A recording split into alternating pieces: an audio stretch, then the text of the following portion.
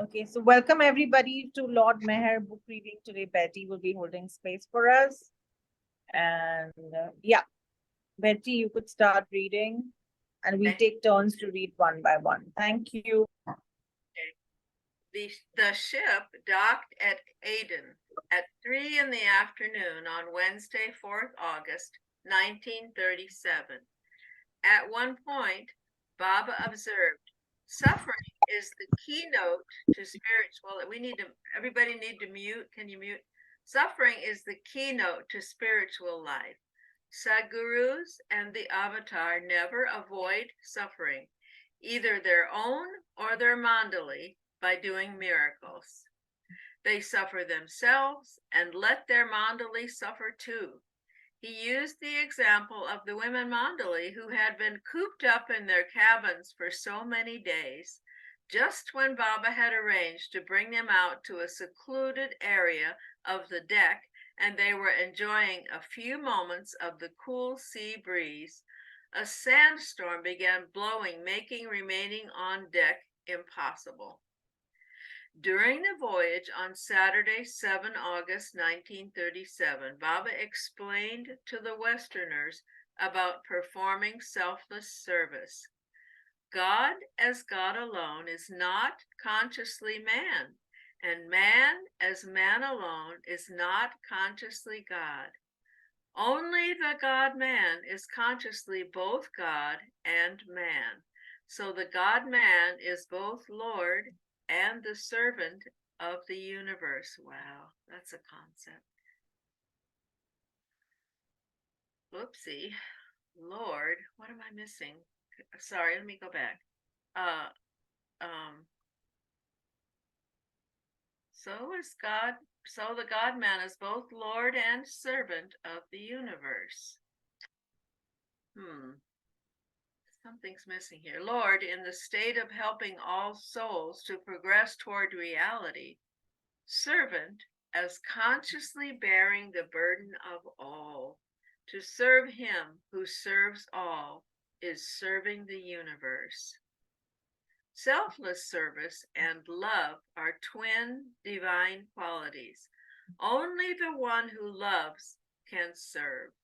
Serve your beloved God-man, and you are serving your own self in every other self.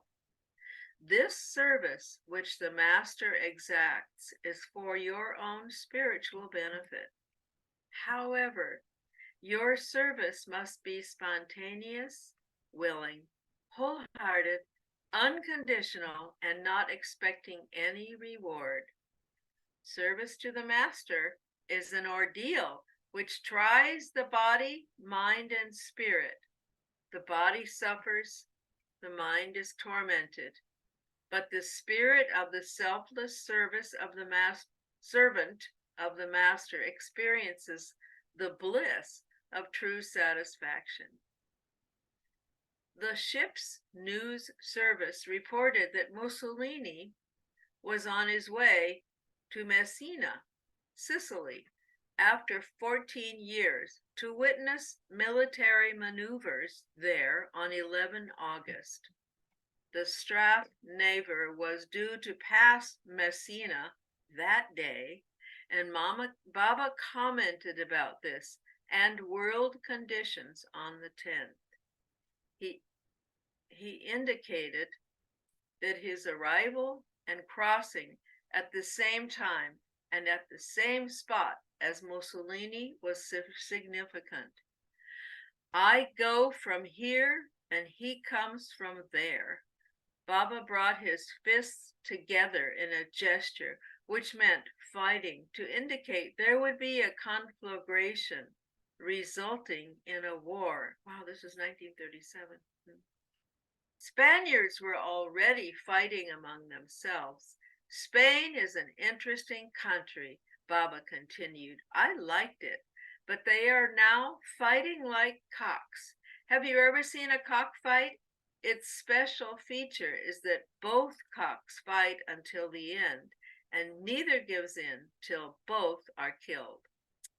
In all other fights, however severe, one is killed and the other remains as conqueror. But the typical characteristics of these cocks is that they fight until they both die. In Spain, they've been doing the same thing, fighting like cocks. None gives in, and the fight has been going on for months now. Both parties will fight until both die and are finished. In July of 1937, the Japanese had launched a campaign to conquer China. Baba then spoke about Japan and China's long-standing mutual animosity, commenting, "They are like squirrels that come out to fight, have a squabble, and run back to the safety of their homes. Then both come out and again have a scuffle and again go back. Japan is powerful, but China has more men, plenty of them, so that it can make a stand." Baba also mentioned Russia. Russia is waiting its chance, and if Russia enters the arena, all other large nations in the world will stand against one another, and there will be a great war again. Then I will enter the arena with my magic wand. A week later, war was officially declared between Japan and China. Thus it was observed that Baba's travels seemed to have worldwide ramifications. Anybody else to read? I can't see you all. Mona, can you choose? Do you see folks? Yeah, Marvin, could you read next? Thank you. Baba and the group reached Marseille at 6 o'clock on the morning of Friday, 13 August 1937, and were met by Kitty and Delia. Baba and the women stayed at the Hotel Terminus for a few hours, where Baba had stayed before, while the men dealt with the luggage. They then traveled by train to Cannes, reaching there about 4 in the afternoon. Prior to Baba's arrival, Kitty had gone to Cannes at the end of June and rented villas with the help of Delia and Marina's sister, Margarita Gita Gilly Blum, who was also devoted to Baba. The arrangements were quite pleasant, but for some reason, Baba was dissatisfied with Shelley House. You know what? There's a little too much noise in my house, I'm afraid. Is it coming through? Yeah, we hear it. We Yeah. can hear you properly, Marvin. Continue. Thank you. All right. The arrangements were quite pleasant, but for some reason, Baba was dissatisfied with Shelley House, his and the Eastern Women's Villa, and Narina was ordered to rent another. Narina, Elizabeth, Rano, and Kitty were staying with them. For the men Mandali, a second villa was rented, and a third for the other Western men and women who had come. Delia, Ruano, Gita, Jean, Malcolm, Nani, Sam, Christine McNaughton, Anita DeCaro, and Andrea Ram. As at Nasik, Ruano was appointed head of the household to manage the living arrangements in the Westerners' villa. When Baba arrived in Cannes, there were 4 Indian princes of Mysore, Kapurthala, Indore, and Nepal, who were also trying to find suitable accommodations. It was very difficult to hire a villa, but Narina used her influence, with Baba's help in the background, no doubt, and another villa was acquired, which was approved by Baba. They moved into it on Sunday, 15th August. Baba's villa, situated on a hill, was called Villa Caldana at Montfleury, and the Mondelez was Capo de Monte, located on Avenue du Roy Albert. Baba had asked Kitty to arrange for 2 maids, but she had only been able to bring one from London. Baba did not want local women to do the household work, as he thought they would gossip about him and the group. And thereupon, he asked if there was a daughter of one of his European disciples who could come and help with the household chores at Villa Caldana. Heidi Mertens was cabled in Zurich, but since her own daughter, Anna Katerina, was not used to housekeeping, she turned instead to their family friend, 20-year-old Irene Ruth Billow. Irene was interested in Baba through the influence of her parents, who had met Baba. She accepted Heidi's offer and left soon, after arriving in Cannes at 5 a.m. on the 15th. Irene recalled a sequence of events that led to her first meeting with Meher Baba. I remember it was one afternoon in 1936 that I sneaked into my father's office and opened his secret cupboard to steal chocolates and saw for the first time a photograph of Baba taken at Feldmilan, which is the Martin's house. It was a beautiful picture and had a profound effect on me. I asked my mother about Baba, and she gave me the booklet, Questions and Answers, but I was not intellectually interested in spiritual things. During the Gnostic period, Narina would write to my father, and I also began attending meetings in Zurich, though I had not gone to meet Baba when he came in November 1936, as I felt shy. I felt Baba would be able to see all my secrets. When I arrived at Cannes, Elizabeth picked me up at the station. As soon as I arrived at the villa, she brought me before Baba. Somehow I felt that I had come back. I had come home. It was something so great, which I had never experienced before or since. The next evening, Baba told me to sit next to him on one side. Mera was on the other side. It was very stirring to be with Baba all the time. Meeting Baba was an upheaval which turned me upside down. His was a love much greater than anything else I had ever experienced. Irene would meticulously clean Baba's room and keep things tidy. She also cleaned a small adjoining room where Kaka would sit while on night duty. I think we could skip the footnote. It's probably not important. In the course of her cleaning duties, Irene would collect Baba's hair from his pillows and carefully preserve it. An amusing story involves Irene's trying to be so careful in saving Baba's hair. At times, Kaka would take a pillow from the bed and keep it behind his head while sitting on the chair during night watch. Thinking that this hair was also Baba's, Irene would collect it too, but wondered why Baba slept in two places. This went on for a number of days, after which she discovered she had been carefully collecting Kaka's hair. Many other Europeans came to Cannes to see Baba and spent 2 or 3 days in his company. On Tuesday, the 17th of August, Alfredo and Consuelo Cedes arrived from Paris for a brief stay. That day, Kaka again gave a brief but memorable speech in English, which he barely spoke. He exhorted those gathered. Now I want to talk general for East and West. Lessons for everybody. I want to talk about our master, order. When master passes order, it must be obeyed. Never mind if you like it or not. There should be no disgust. When you follow the master, every desire must be left because somebody wanted good food, somebody wanted good bed, somebody wanted to go swimming, somebody wanted to go shopping. Then what use living with master? Go, holiday. If you want master, you must listen to him without disgust. You never know how master works. All desire must be left. Never demand anything except master's order. That's why I always request Baba's circle disciples. When you contact the Sri Meher Baba, to be left all desire and be content. This is my last lecture.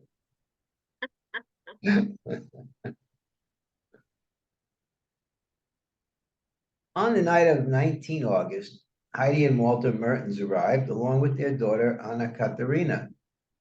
Baba welcomed them, stating, "Remain here for 3 weeks. Banish all thoughts of the outside and breathe in my atmosphere. Think of me alone and leave everything to me, for I am the source of everything." The next day, a Parisian named Roger Villard, 30, came to see Baba and took Baba out for a drive along the seacoast. Villard was an artist and an international tennis champion, and about one of his upcoming matches, Baba remarked to him on 22nd August, "Whether you win or lose, it is immaterial, because you are winning my love." End quote. He wished to marry Anita De Caro, also an artist, and Baba approved of their engagement. Roger became devoted to the master, and he and Anita were married a year and a half later. Unlike in Nasik, Baba gave few spiritual explanations or discourses to the group in Khan. Those women living in Villa Caldana, which were Mera, Mani, Naja, Khorshed, Sunamasi, Walu, Norina, Elizabeth, Rano, and Kitty, spent the day taking walks and playing games in the garden. Kitty was giving Mani shorthand and typing lessons. Mera was practicing the piano. Andrea Ron gave dressmaking lessons to the Eastern women, and Elizabeth and Irene did the grocery shopping. I'll click the. Yeah, check that footnote. Lord Mayor, page 1858.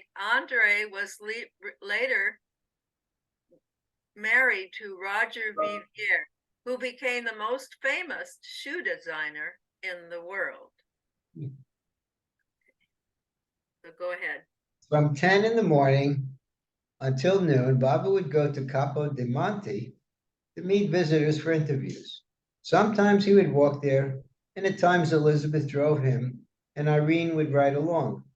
He would return to Villa Caldana for lunch and go back to Capo di Monte at 3 to meet with the Mondoli or more visitors, and then return for supper at 5:30. In the evenings, Baba would play ping pong or charades, and several times he took the women out for drives in the countryside. One day, Baba called Roger and Alfredo and instructed them to go to Nice and find a particular Englishman who was a vegetarian and bring him back to Caen.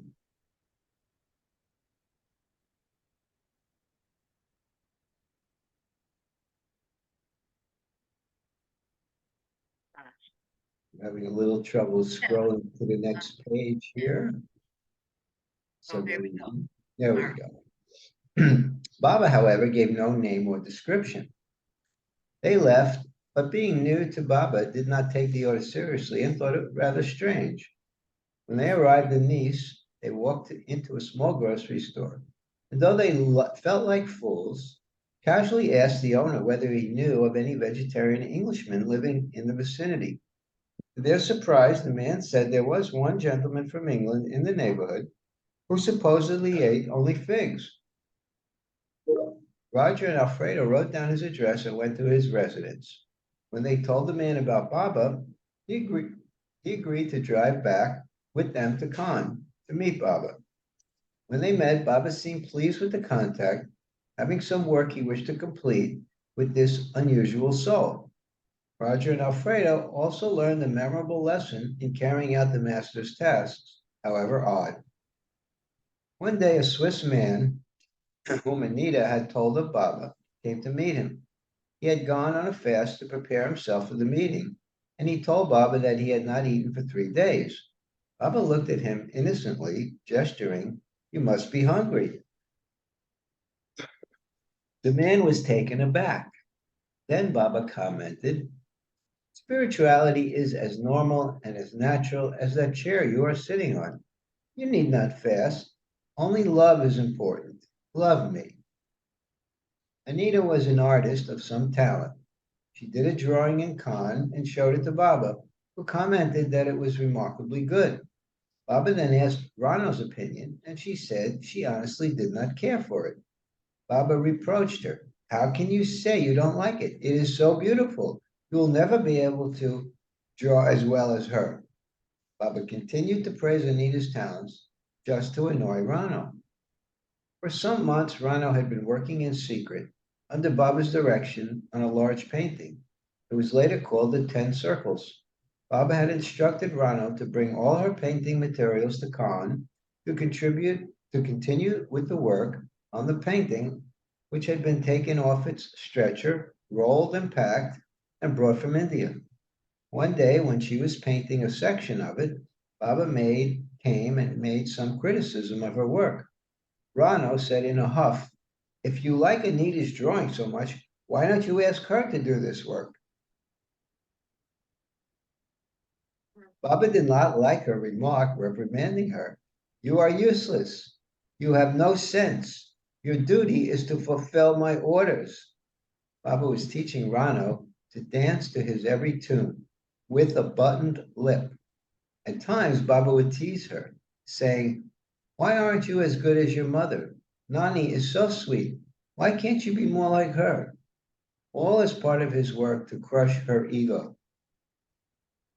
On Saturday, 21st August 1937, William Henry Warner, a well-known American novelist, came to see Baba. He said, "It is an honor and privilege to meet you."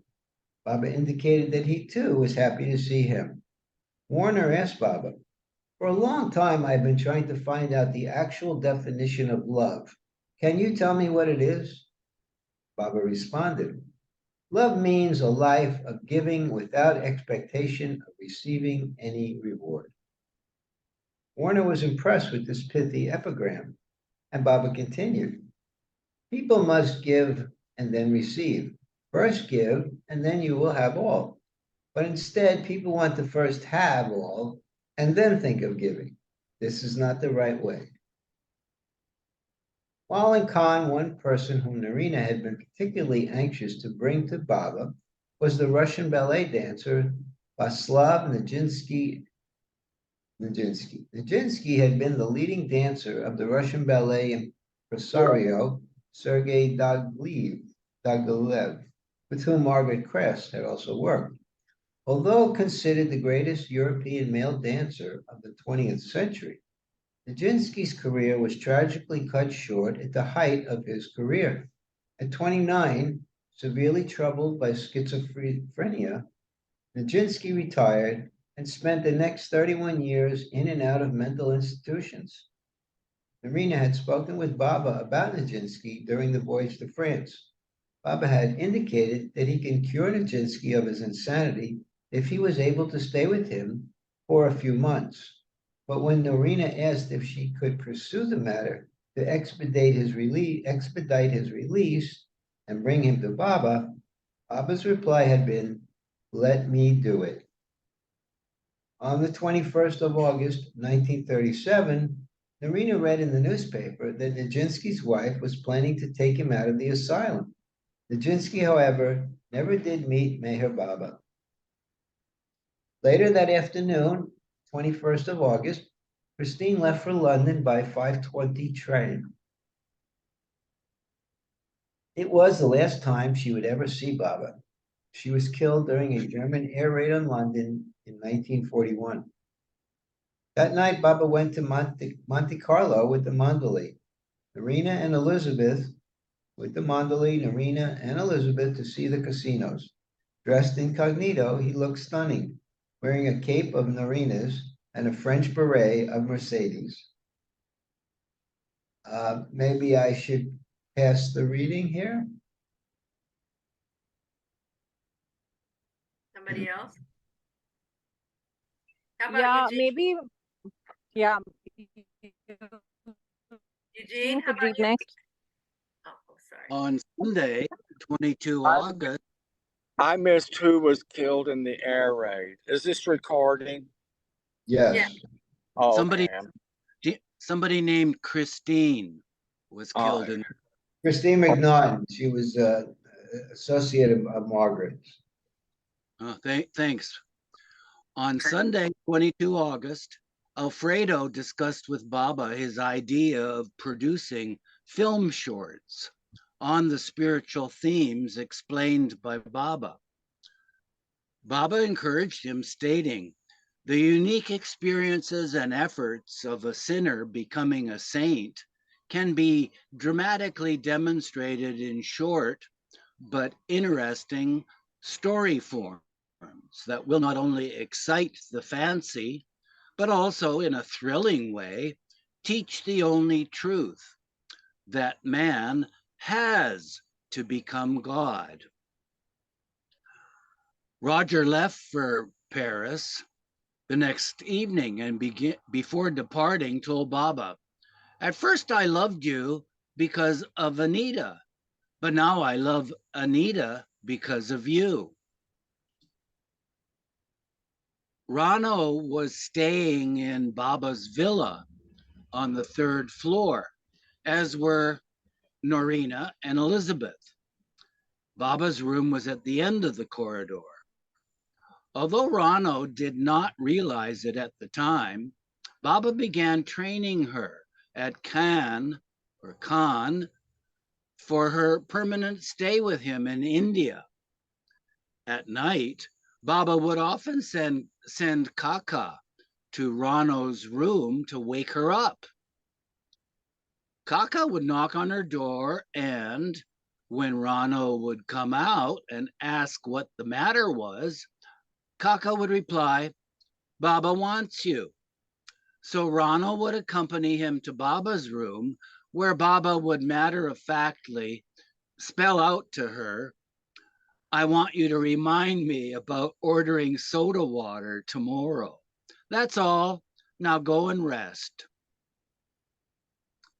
Returning to her room, Rano wondered why on earth Baba would call her in the middle of the night for such a petty thing.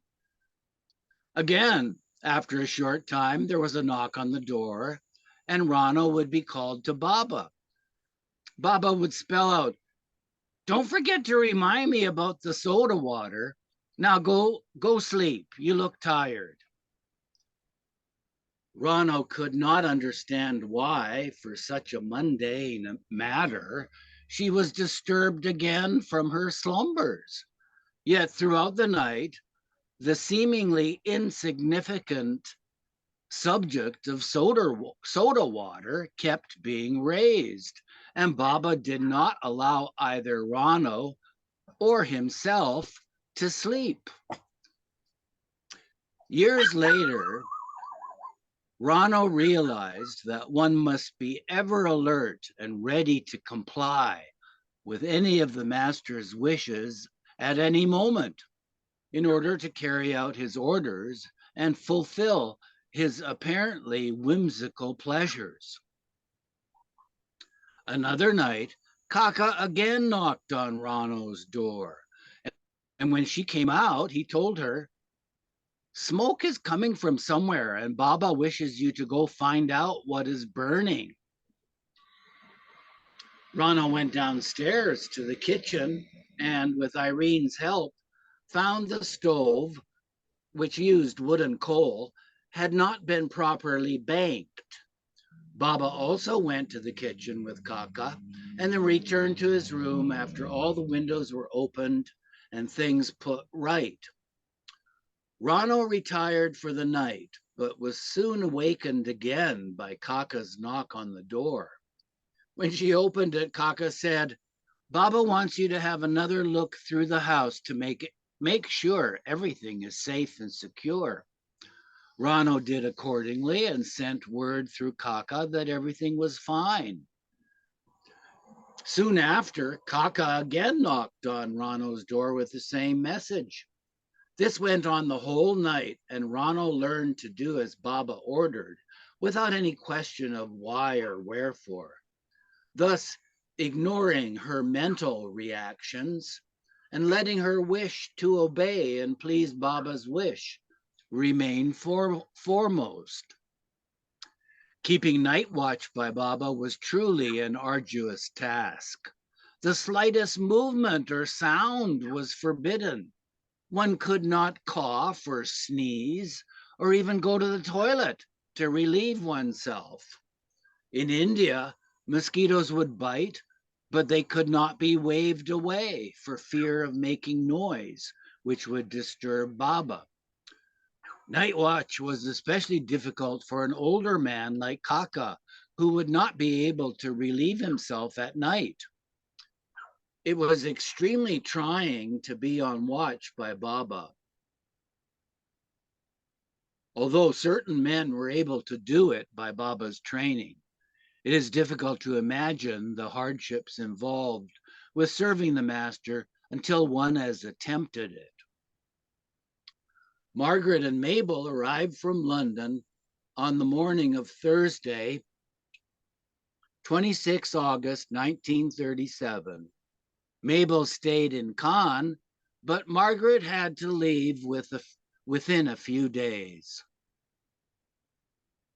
Wow, what a photo. This is amazing, all these followers. Anybody want to say anything about it? Oh. do we know who's the man? You know what? Scroll down just a drop. It probably has the names. Aren't we recording? Yes, we are. Yeah. Okay. Oh, sorry, and I'll have to go on. Okay. Oh, well, you want to read Eugene, this caption or Let me pass it to Mr. Texas. not? Okay. Do we read the caption or not, since it's recorded? I guess nobody can. I think it's not necessary. Okay, so Ralph will start.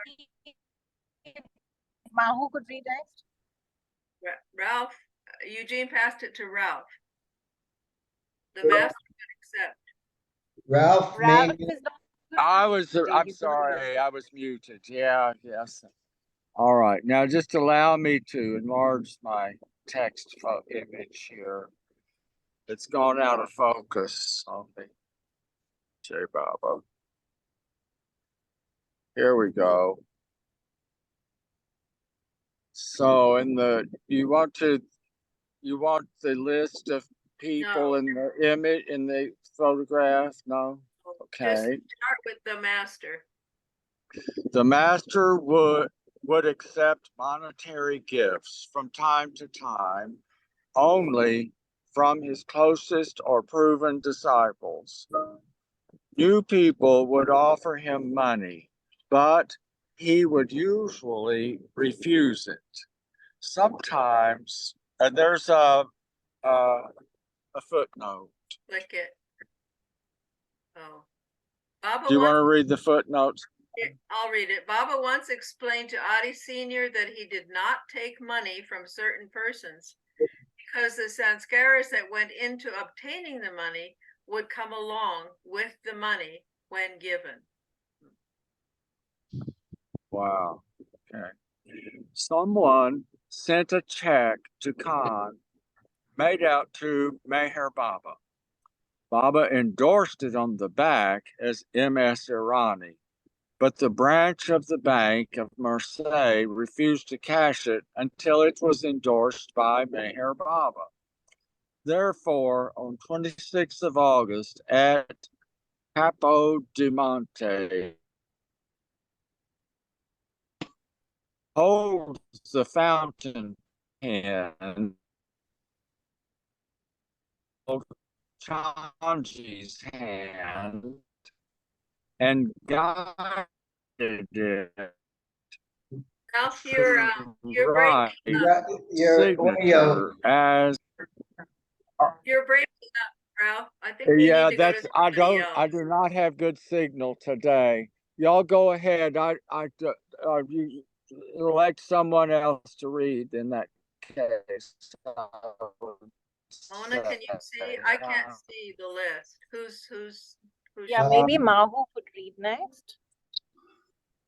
Okay. The master would accept monetary gifts from time to time, only from his closest or proven disciples. New people would offer him money, but he would usually refuse it. There's a footnote. Yeah. Should I read it again? I read it. Please, yeah. Go ahead. No, we read it already. Go ahead. Okay. Someone sent a check to Khan's made out to Meher Baba. Baba endorsed it on the back as MS Irani. But the branch of the Bank of Marseille refused to cash it until it was endorsed by Meher Baba. Therefore, on 26 August at Capo di Monte, Baba had Chanji hold the fountain pen, and Baba then held Chanji's hand and guided it to write his signature as Meher Baba in blue ink. Accompanied by Norina and Chanji, Baba was driven by Hetty to the Thomas Cook office, and the check was given.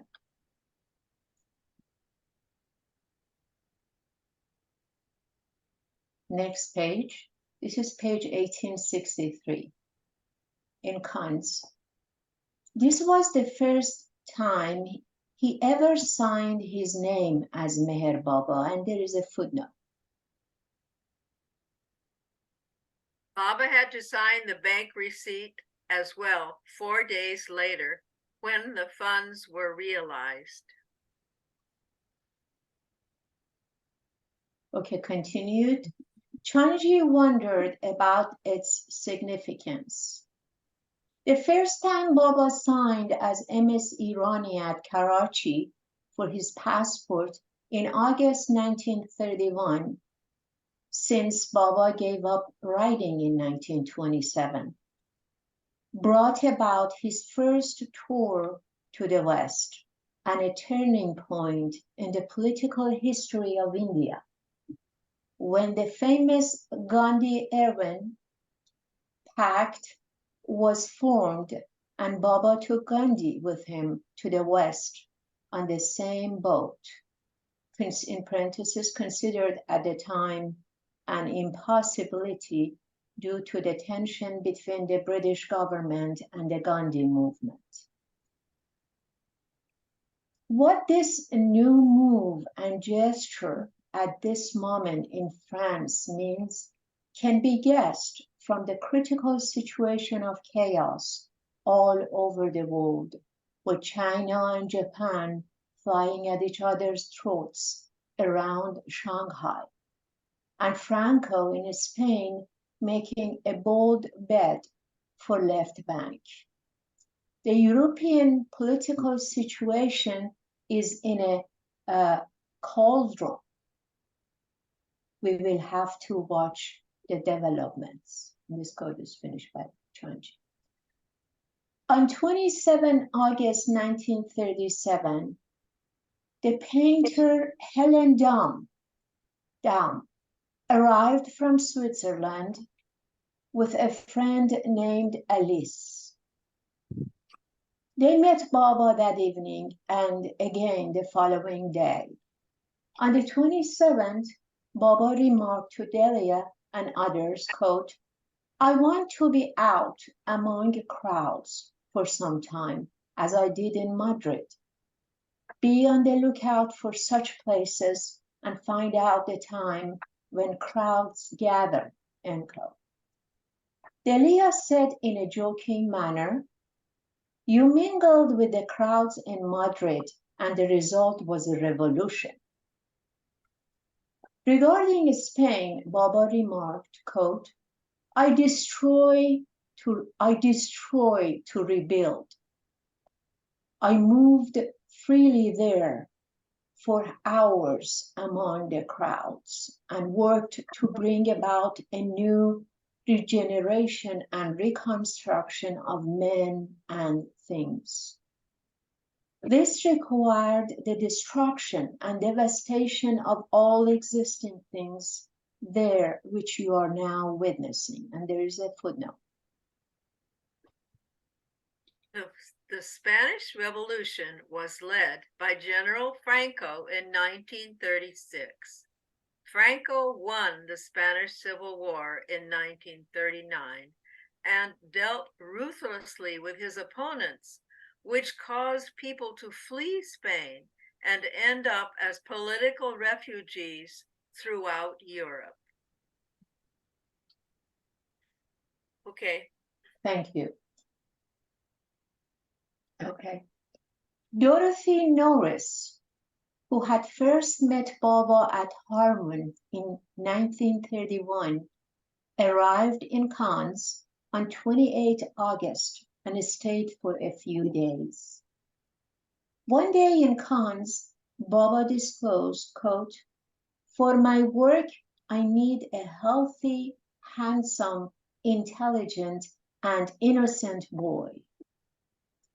These qualities are essential for the work I wish to do for the world, involving the minimizing of loss, especially of homosexuals, which is now prevalent to an alarming extent all over the world. If the boy is not innocent, he would at once misunderstand my intention, which would hinder instead of help my work. And this is end quote.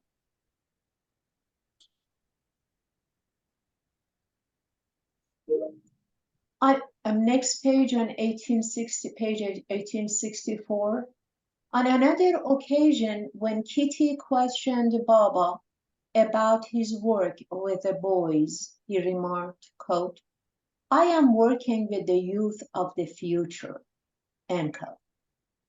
William Duncan, who was also staying with the group in Cannes, was apprised of Baba's wish to find a boy, and he left for England to look for such a youth. Duncan returned to Cannes on the morning of the 28th with a young Spanish refugee named Jose Luis. Baba, however, did not completely approve of him, but kept him in the villa anyway. Soon after, Kitty was asked to go to Paris to look for another boy, and Baba indicated if it was necessary that he would fly there along with Duncan to choose a boy himself, or if it was necessary that he would fly there along with Duncan to choose a boy himself. Kitty left the following evening with Margaret to look once again for a suitable candidate for Baba's work. They went to the Spanish refugee camp in Paris, where Baba had repeatedly indicated there was one such boy. Kitty telephoned and telegraphed on 30th August to convey that she had found one boy, and Baba simply cabled back, quote, bring. On 31st August, Kitty brought a Spanish boy named Bellarmino to Baba. But after meeting the boy, Baba did not approve of him either and decided that Jose Luis should stay instead. Baba remarked, perhaps if Luis begins to love me, I may take him with me to India, end quote. Meanwhile, day by day, it seemed that the change in environment was having a positive effect on Louis. As he became healthier and showed a livelier attitude and was becoming more aware of who Baba was. The boy would wait for Baba's arrival every morning and refer to him as the King of Kings. He took delight in spelling on Baba's alphabet board, Baba Louis Amore. Baba loves Louis. Means Baba loves Louis in English. Baba would walk from his villa with Rano to the men Mandeli's quarters in the morning, where he would meet visitors. Louis wanted to sit by Baba's side, but after permitting him to do so for a while, Baba would send him to another room, since most persons who came to see Baba preferred to talk with him in private.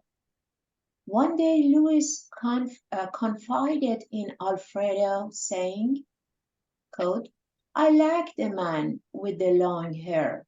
He is so kind and gentle. What a pity he is dumb and cannot speak. This is what Louis said. Next page, 1865. After a few days, Baba met with Duncans in private and revealed, quote, I would prefer for you to remain here for some days more and be in my close contact. I love you very much. I want to give you something special, but considering the circumstances here, I cannot give you the intimate contact I wish at this time, as so many people are coming and going, end quote. So on 31st, 1937, Duncan was sent back to London. Baba urged him to continue his medical studies and to come back to Cannes for 25 days. Come back to Cannes later for 25 days. Baba also instructed Duncan to take Bellarmino back to Paris and the English maid who Kitty had brought to Cannes back to England because Baba had found her unsuitable. Baba found her unsuitable. Duncan was to return to Cannes, and the experiences he had then of being with the master would bring him within 2 years to live with Meher Baba in India. Alfredo and Consuelo's sides also left the next morning, returning to their home in Paris. Beatrice Wanger, an American expatriate, modern dancer, and the older sister, a famous Hollywood producer, Walter Wagner, came to meet Baba on the 29th. Another visitor that day was Marie Clouse, the wife of the American sculptor Henry Clouse, who had died the previous month. Marie was more understanding and responsive to Baba.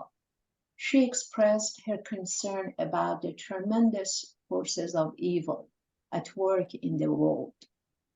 Baba reassured her, quote, this in itself is a sign of the good that is to come.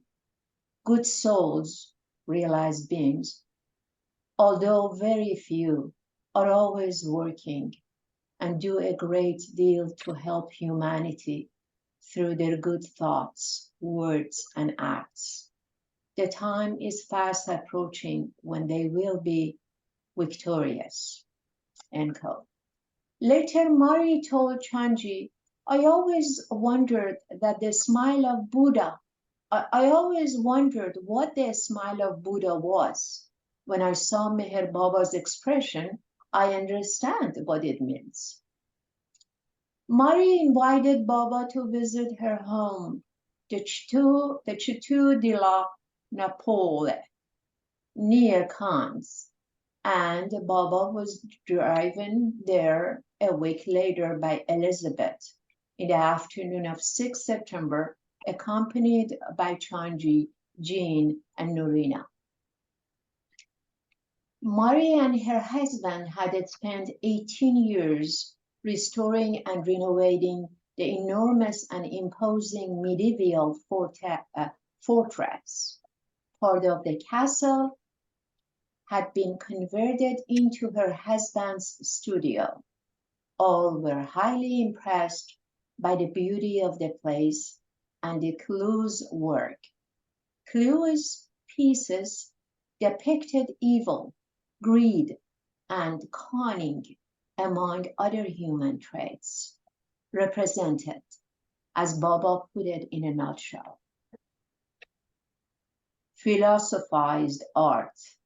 Baba said philosophized art, and there's a footnote. Here's the footnote. Lord Meher, page 1865, footnote. One description of the home states, fountains and topiary embellish the formal gardens laid out by Marie Clouse. It is Henry Clouse's sculptural decor, combining wit and turn-of-the-century sensibility, that makes the Chateau de la Napole registered as a national monument, such a fascinating excursion into architectural history. A few sculptures by Henry Clouse are featured at Brook Green Gardens, Myrtle Beach, which Baba later visited. I think somebody else should read.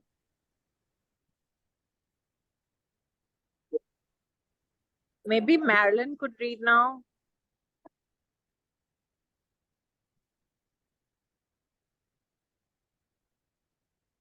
Marilyn? Page 1866. Baba went with the group to see several films while in Cannes. On the evening of 30 August 1937, they went out to dinner at the Miramar restaurant and then to a double feature. Bing Crosby in Going Hollywood and Clark Gable in Men in White. But it was getting late. They left at 10:15 during the intermission for the first film. The screenwriter Alexander Markey arrived in Cannes on 2 September 1937 to see Baba about the possible film projects.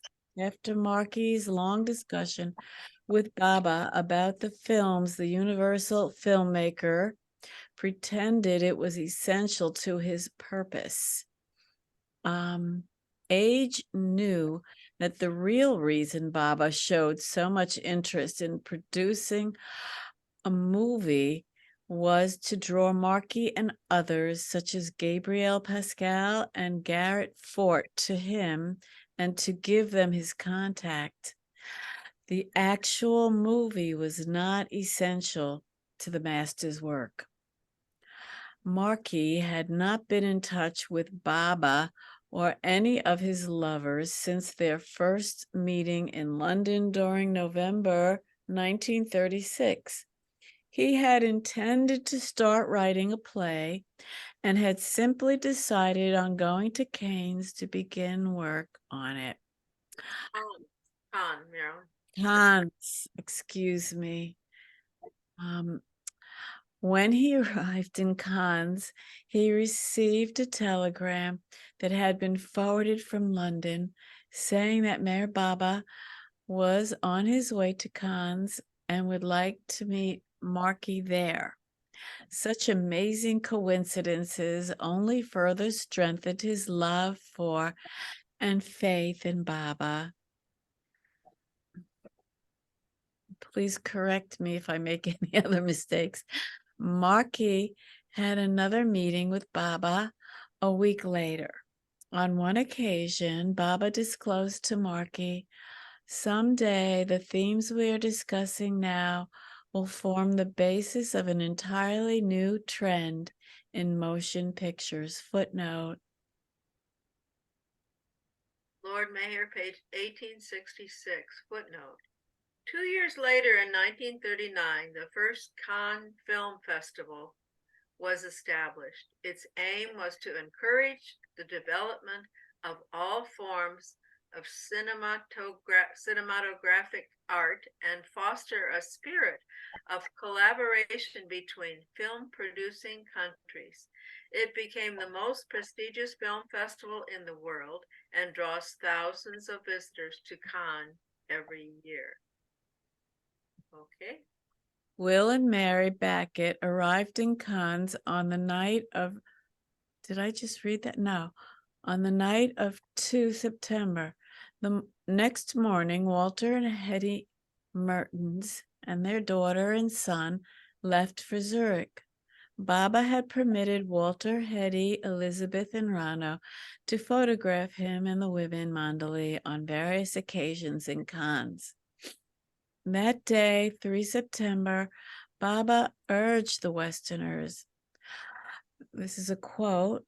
There's a quotation marks. "Harmony is the basis of life.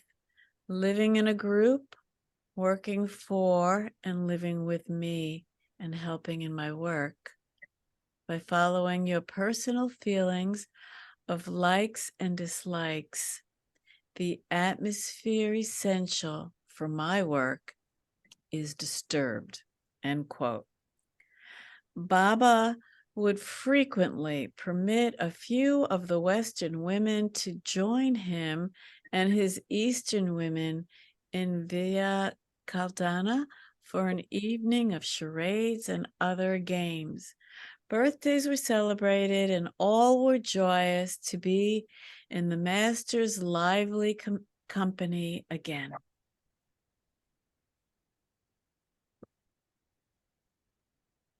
Okay, this is page 1867. Baba, the Mandali, Louis, Delia, Elizabeth, and Anita went for a drive to the town of, how do you say that, Betty? Don't know. Grass. Grassy at 2 p.m. on Sunday, 5 September 1937, in Elizabeth's Ford. They saw a French film there, but left halfway through it as the theater was too hot. The next day, a young man named Joffrey, associated with the English group, came to see Baba. He asked Baba how he could be happy, and Baba replied, by living a life of peace, contentment, and bliss without wanting anything. On 7 September, Baba explained to the Western group about individual natures. For me, all are equal. Universally, I love everyone equally. However, individually, it is a different story.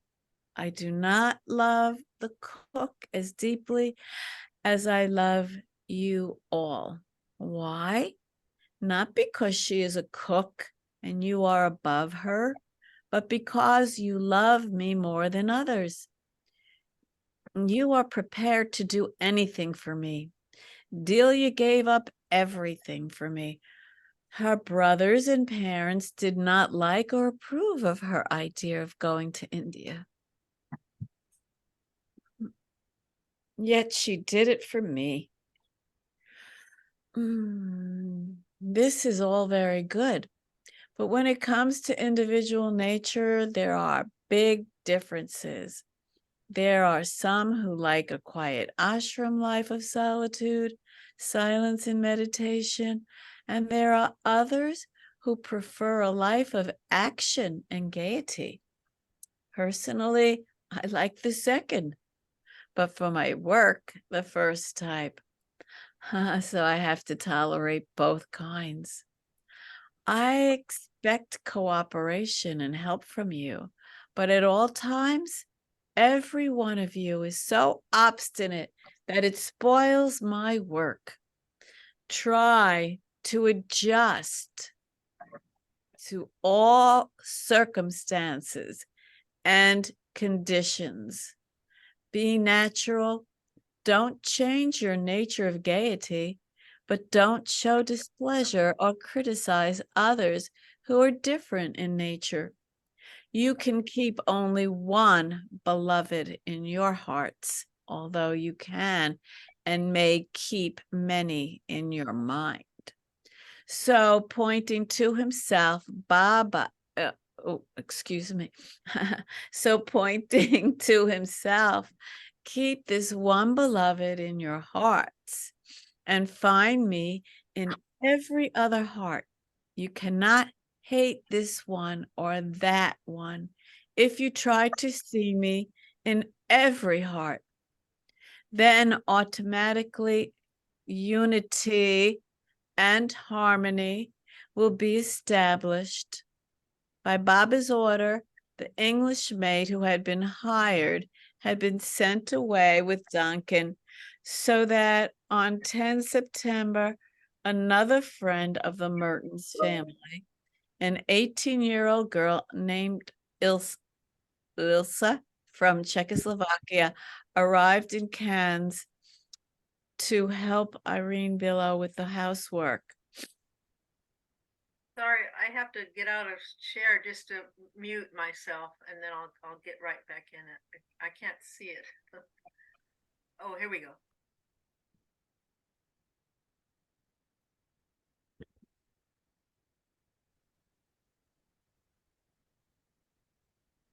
Go ahead, Marilyn. On the 11th, the renowned French sculptor Victor Tubby and his wife, or Tubby, whatever, visited Baba. Tubby, 49, was a nice man with a long white beard who was living in Cannes. Baba liked him. Tubby and his wife returned for a second visit 4 days later with the niece of the famous French poet Frédéric Mistral, whom Tubby greatly admired. Footnote. Lord Mayor, page 1868, footnote. Victor Tooby died in 1945, and an avenue in Cannes is named after him. Narina's sister, Gita, left on the morning of 12 September 1937 for Italy, where she was employed, but she returned to Cannes a few weeks later. Baba instructed her to establish new contacts in Italy and review old ones. Try to draw people to me through articles and influential papers, he said, to make them smell spirituality and arouse their curiosity to seek God, thus bringing them to me. End quote. This was an unusual order, Chanji observed, as Baba always preferred seclusion and privacy, but he may be wanting to work up something in Italy, Chanji speculated. That same day, Adi arrived at 5:30 p.m. from Genoa. Adi had not been eager to come to Europe. He knew well the stresses and strains of accompanying Baba from his previous travels, but Baba had sent him a telegram ordering him to come to France. That was Adi Jr., if I might just interrupt. Go ahead. Thank you. I can't see all the, you'll have to scroll back down a tiny bit because some of that was hidden. Thank you. On 15 September, Alice Traufischer of Vienna, along with her husband Victor and her mother and father, came to Cannes to see Baba. They were staying in Monte Carlo and came again 12 days later and one other time. Alice was a soprano in an opera company and loved Baba deeply. Despite having not seen Baba since Portofino, she had told many in Vienna about him. Alice invited Baba to visit Vienna, and surprisingly, Baba said he would visit there with a party of 11 and stay for 10 days, from 7 to 17 January 1938. The Traufischers were thrilled to hear this. Her parents did not speak a word of English, yet they wept when they met Baba. Footnote. Lord Mayor, page 1868, footnote. The proposed visit to Vienna never took place. On the 16th, Baba came to Capo di Monte at 2 p.m. and stayed until 9 p.m. That day, he instructed Malcolm to stay in his room in solitude for 6 months, leaving only to use the bathroom. Malcolm was also put on silence, and after 10 days was told to fast. On the 17th, the Western women were invited to Villa Caldana for supper and entertainments. On the 18th September, Baba was at Capo di Monte the whole day, from 8 in the morning until 8 in the evening, to celebrate the occasion of Ruano Boguslav's and Adi Jr.'s birthday. Footnote.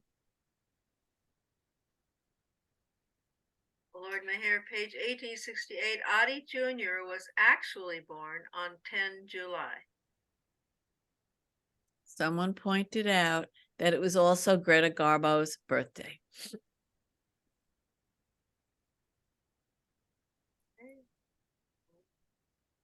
A special, continue, Betty? Yes, please. Special. Yeah, you could continue, Marlon. Okay. Thank you. Special food had been cooked for dinner, including a large birthday cake. Just as the cake was brought out, the telephone rang. It was Hetty Mertens calling from Zurich.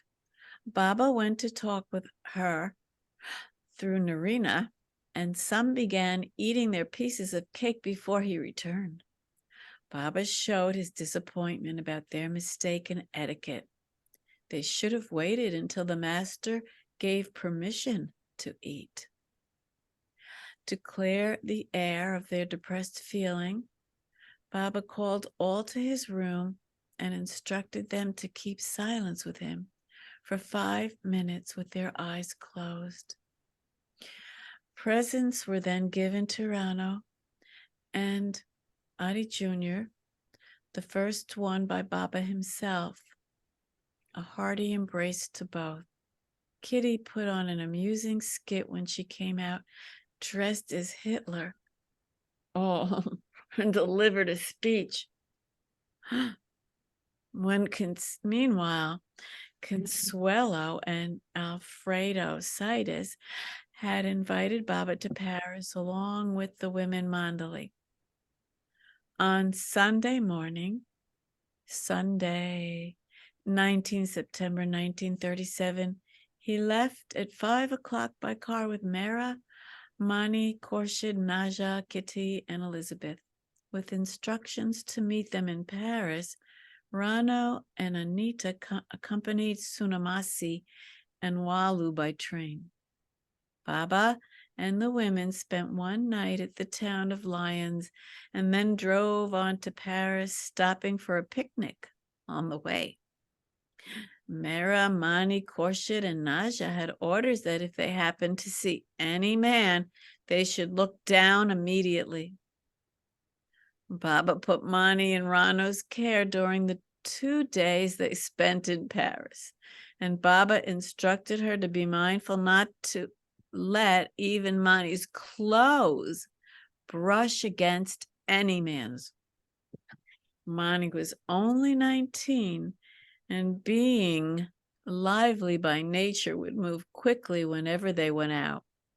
It was a difficult duty for Rano, and her whole attention was focused on seeing that Mani did not inadvertently touch any man. On the afternoon of the 21st, Gabrielle Pascal, his companion Pauline, and Raja Villard came to see Baba at the Saitis' apartment at 1 Rue Guite Le Coeur, where Baba and the women were staying. Footnote.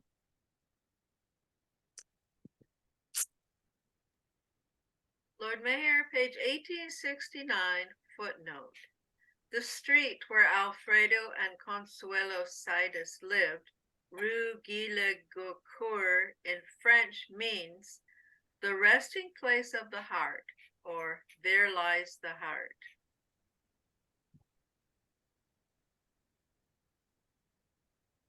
While in Paris, Baba took the women sightseeing, taking a boat ride down the Seine, visiting the International Exposition of Art and Technology in Modern Life, which was being held at the time, and also the Cathedral of Notre Dame. Footnote. Lord Mayor, page 1869, footnote. 45 countries participated, and more than 31 million people visited this World Expo during its 6-month duration. That was the river is the Seine, Marilyn, that they took the boat ride down. Oh, Seine, thank you. While in Paris, where am I? Baba took the women sightseeing, taking a boat ride down the Seine, visiting the International Exposition of Art and Technology in Modern Life, which was being held at the time, and also the Cathedral of Notre Dame. Footnote. It was about the exposition of art and technology. I'm sorry. I just read that footnote, so you can go on. You did? Did I reread it by mistake? It's good you reread it. So yeah. Thank you. I get it. But whenever they went, there were always so many men about that the Eastern women had to pass by these places with their heads bowed and did not view any of the sights of interest.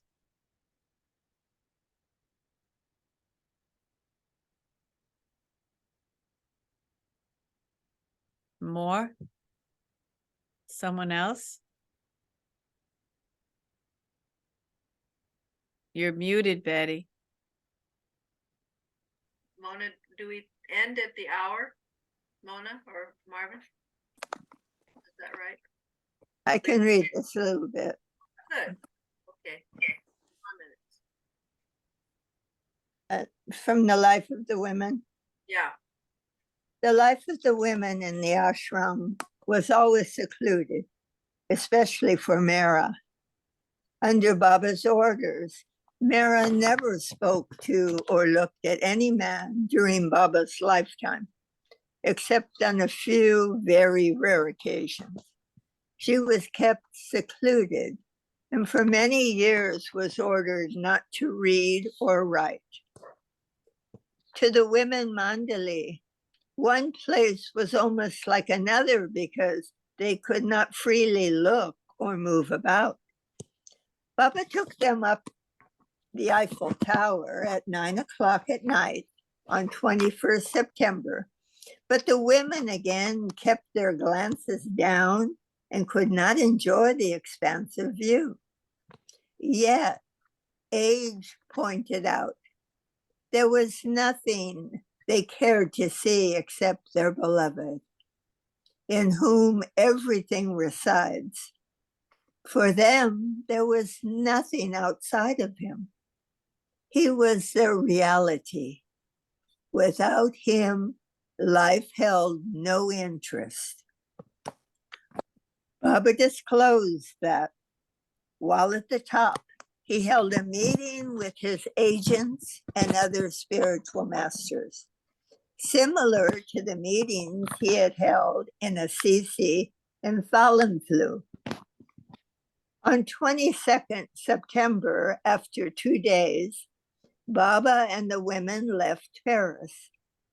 They broke the return journey at Rouen and arrived back in Cannes the following night at 11 o'clock. While they were away, Delia took Kaka, Nilu, and Chanchi on a sightseeing excursion on the 23rd to Nice and Monte Carlo. On Friday, 24th September 1937, the day after Baba's return, William Duncan returned to Cannes from London with another Englishman, a taciturn Tom Sharpley. The spiritual work Baba had done in Paris had taken its toll on his physical body. Baba was to come to Capo di Monte in the morning to see the men and women mandali, but he sent a message that he would not be coming until the afternoon. Kaka delivered it and said that Baba was unwell. When Baba did come to see them, he looked worn out and weak, but he explained, I am not tired, but due to the work I did during the last 5 days, I find it very difficult to come down. He then recounted his trip to Paris and after dinner went back to his villa. A German gentleman named Selber had been in contact with Baba through Walter Mertens. Baba had even indicated that he might visit Germany. Footnote. Meher, page 1870. Coincidentally, Colonel Irani was on a world tour and visited the Far East, America, and Europe, including Germany, in October 1937.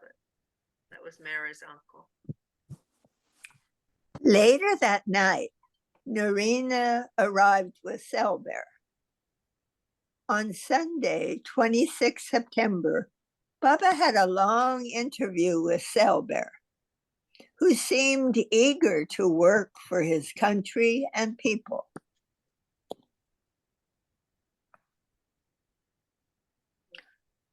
Under Adolf Hitler, the Nazis were coming to power and war in Europe appeared inevitable. Baba asked Selber about present conditions in Germany, which he related. That's cyber. I'm noticing it's a dot. I thought it was an L. Cyber then asked Baba why conditions in his country were so terrible. Baba smiled and explained, chaos and destruction are essential for reconstruction. It is the spiritual law. Create and destroy.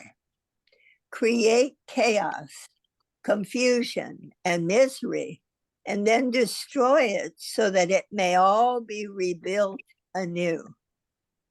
How can an old house be rebuilt unless it is demolished?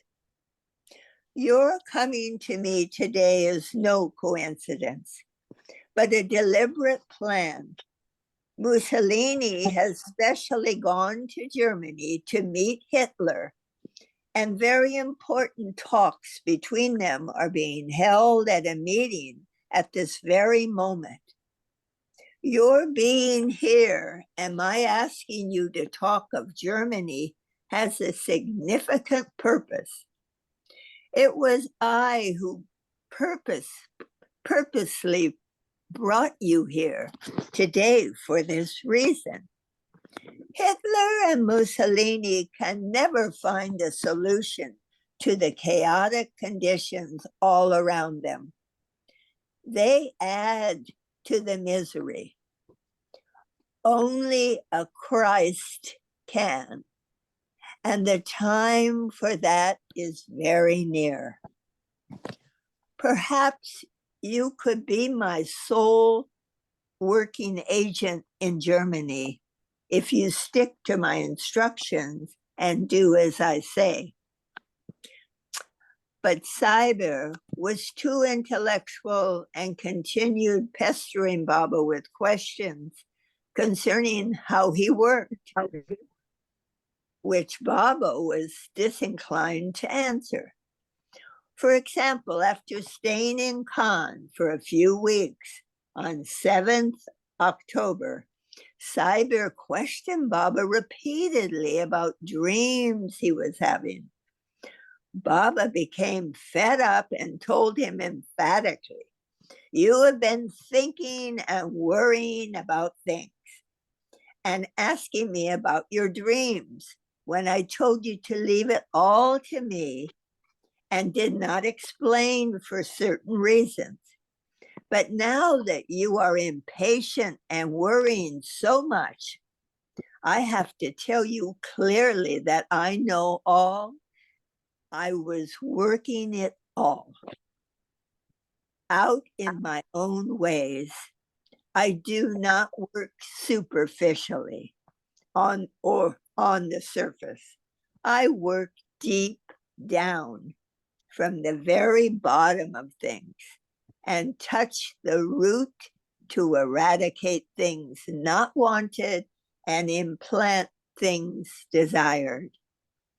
The cause of all your worries and dreams at night is your past sanskaras, not only of the life before this one, but from several hundred lives. They are all reacting with full force. I want them all to come out and rise to the surface and be spent naturally as much as possible. Then, at the proper moment, I will root them out, destroying the very seed that is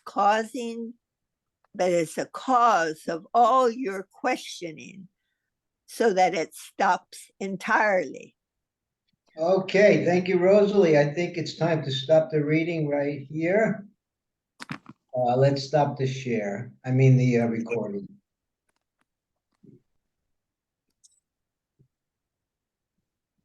Okay. Well, it is the end of the hour.